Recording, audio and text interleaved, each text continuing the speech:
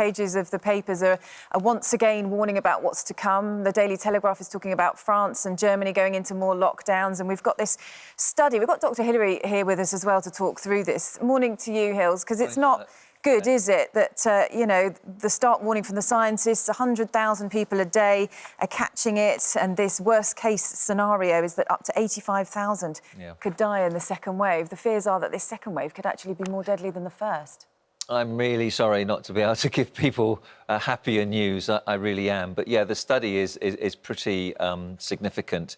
It shows that about 1.28% of the population have got the virus at the moment. That's nearly 1 in 60 people of the entire population, and the number is doubling every 9 days. So we are heading towards very large numbers of cases, and that's likely to translate into more hospital admissions and a higher mortality, inevitably. Now, in Germany, where they've got they've had far fewer deaths, that they're going into a national lockdown very soon.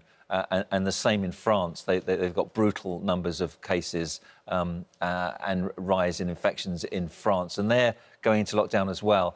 Now, we've got this dilemma, haven't we? Do we put the interests of health of the population first, or do we take into consideration the economy and we balance what we do?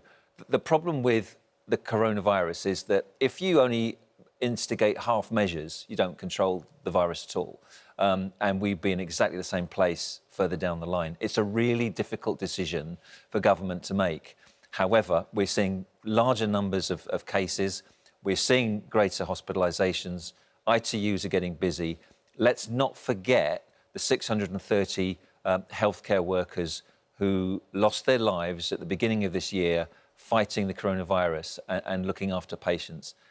And again, we still have to remember that we need to protect the NHS so it can go on doing the other things it does, looking after people with cancer, looking after people with heart disease, etc.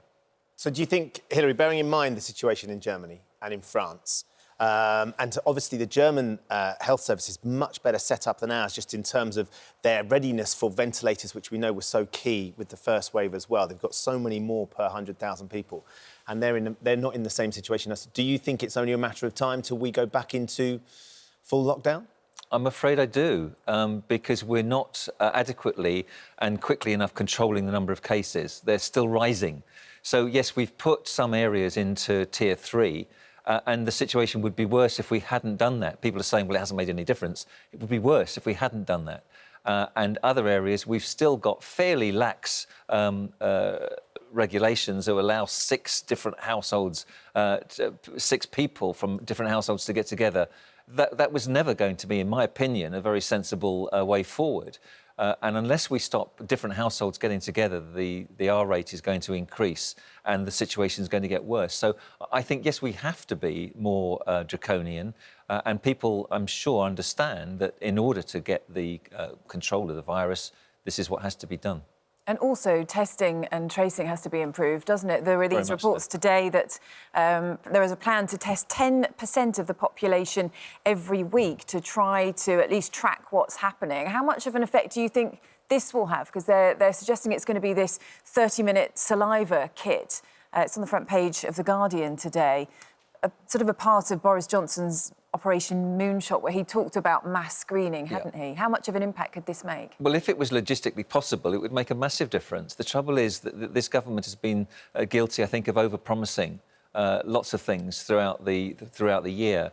And whilst it would be great to have that many tests, we haven't got them yet. We haven't got the people to... Who's going to be doing all these tests? We're talking about millions of tests on a regular basis, and we simply don't have the staff, and we don't have the wherewithal to do that at the moment. So that is an aim, and let's say that this is the hope that we can achieve, but I think to overpromise it as if it's already there, I think is a mistake. We haven't got test and tracing up to speed. There's a lot of inefficiency there, needs to be improved. And once we've done that, if we go into lockdown fairly soon and we're strict about that and people adhere to the rules and regulations, then we can come out the other side, hopefully, with better test and trace and get a handle on this. But we still need people to self-isolate once they've been traced and told to self-isolate. And currently, only 11% of people are doing that. And Hilary, moving away from coronavirus just for one moment, but on another health-related story, because it caught my eye also this morning, talking about about the breast cancer risk of HRT being far higher than feared, and obviously this affects a huge number of women in this country, doesn't it? That women taking the most common form of HRT are actually at a far higher risk of developing breast cancer than previously feared.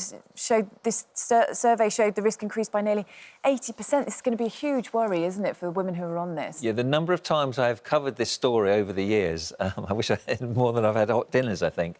Look, the headlines always look very alarming. This is an observational study. It doesn't show a causal link between taking HRT and developing breast cancer, but it suggests that there might be a link.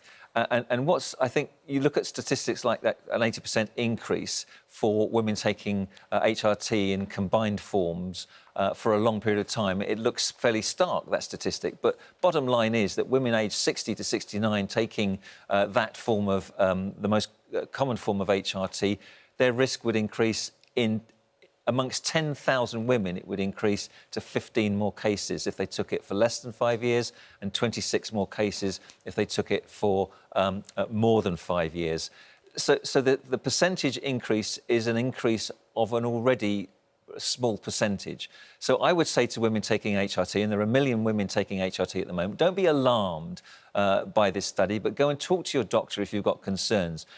Importantly, the study doesn't show that the risk of dying from breast cancer is greater if you take HRT, and there are many, many benefits to taking it as well. So keep a sense of perspective on this and talk to your doctor if you've got any concerns.